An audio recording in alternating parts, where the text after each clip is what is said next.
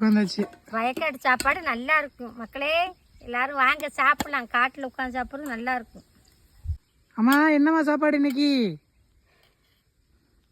12 மணி கொண்டு வந்திருக்கிய சாம்பார் சாதம்.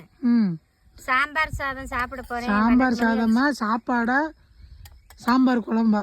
சாம்பார் குழம்பு. சரி. சோறு சாம்பார் குழம்பு. மீன் பொரியல் என்னம்மா?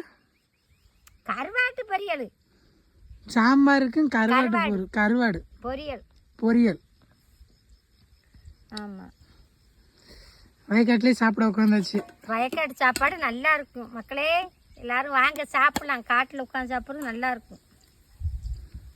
கருவாட்டு என்னதான் வீட்டில் டைனிங் டேபிளில் உட்காந்து சாப்பிட்டாலும், டைல்ஸ் தரையில் உட்காந்து சாப்பிட்டாலும், கட்டில் உட்காந்து சாப்பிட்டாலும், சேரில் உட்காந்து சாப்பிட்டாலும், அது சாப்பிட்டது மாதிரி இருக்காது. கட்டான் தரையில் உட்காந்து சாப்பிட்டாலும் இந்த வயக்காட்டு சாப்பாடு மாதிரி இருக்காது மக்களே. நல்ல காட்டை பார்த்துட்டு சாப்பிடலாம். எவ்வளோ சாப்பாடு டேஸ்ட்டாக இருக்கும். வாங்க எல்லாரும் சாப்பிட வாங்க. மணி 12 ஆச்சு. இப்போதான் சாப்பாடு கொடுத்து விட்ருக்காங்க, சாப்பிட்றேன். வாங்க எல்லாரும் சாப்பிடுங்க. பார்க்க சாப்பிட்டா எனக்கு பகத்து வலிக்கும், ஓடியாங்க. எப்படிமா இருக்கு?